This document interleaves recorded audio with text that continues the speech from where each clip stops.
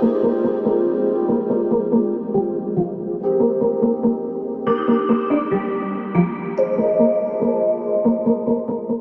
guys, my name's Denise and I'm the student resident over at the Frederick campus.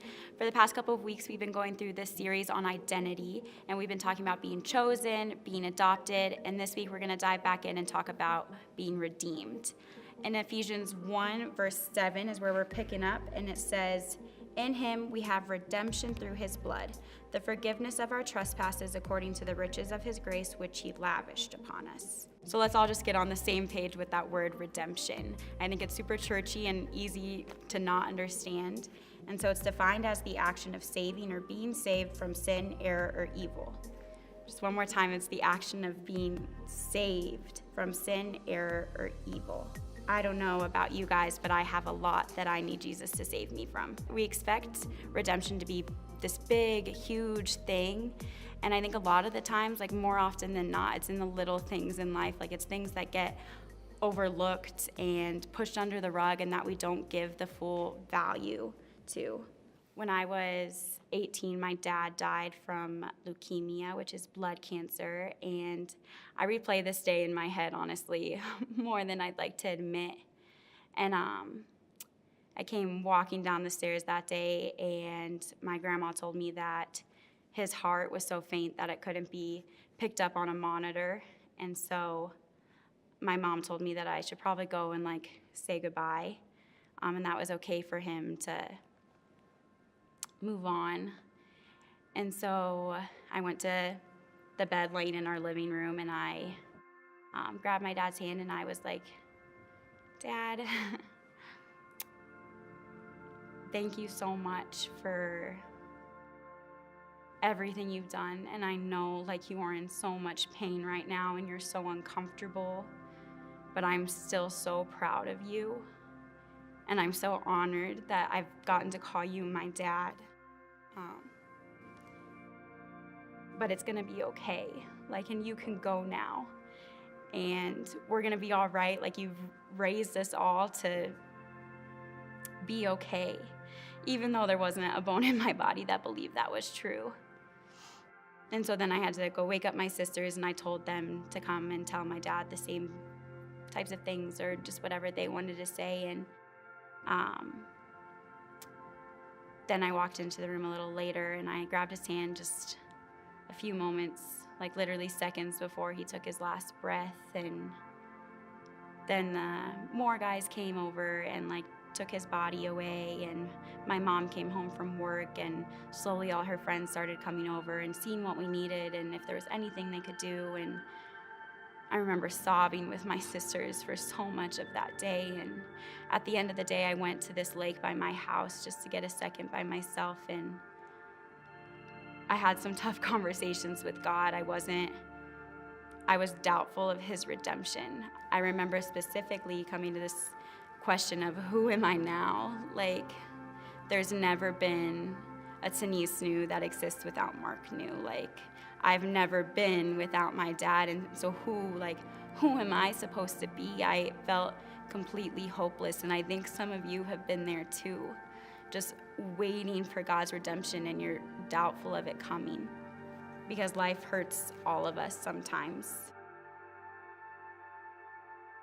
And maybe the biggest redemption I'm ever gonna see from my dad passing away is the person who I am now.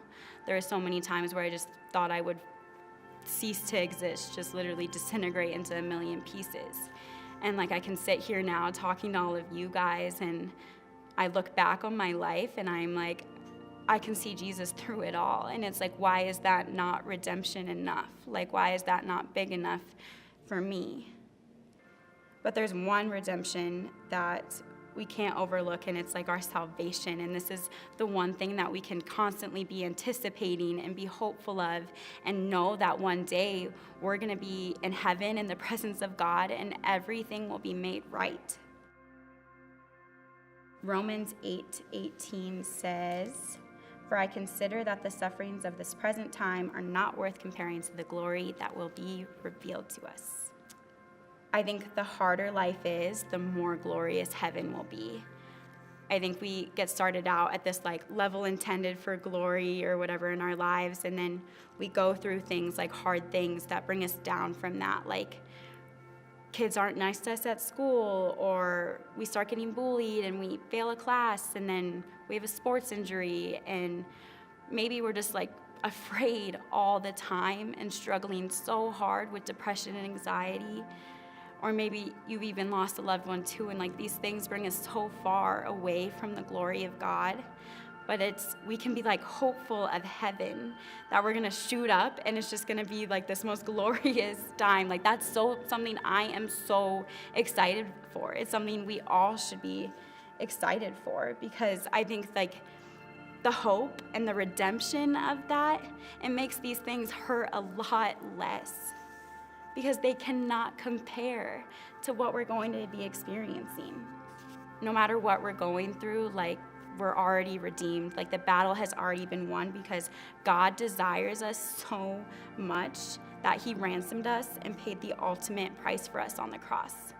Like I want you all to imagine like going back 2,000 years and being at the foot of the cross and just looking up and seeing Jesus there, like with all of his pain, all of his bruises, all of his blood, like how painful that must be, and recognizing that he did all of that literally just for you.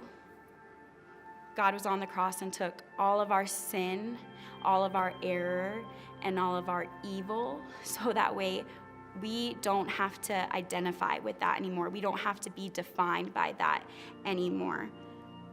God will never see us as unlovable or stupid or broken or ugly or incapable or alone. Because of Jesus, God will forever see us as redeemed. We're going to break up into small groups now, and I know I've been talking for a while, so if there's one thing that I want you to leave with, it's that you are redeemed, and this means that the battle's already won, that you, in your battle with hopelessness and your battle for salvation, like it's already been taken care of. And so I want you to walk around with that confidence. Thanks for coming to House Groups. We'll see you next week.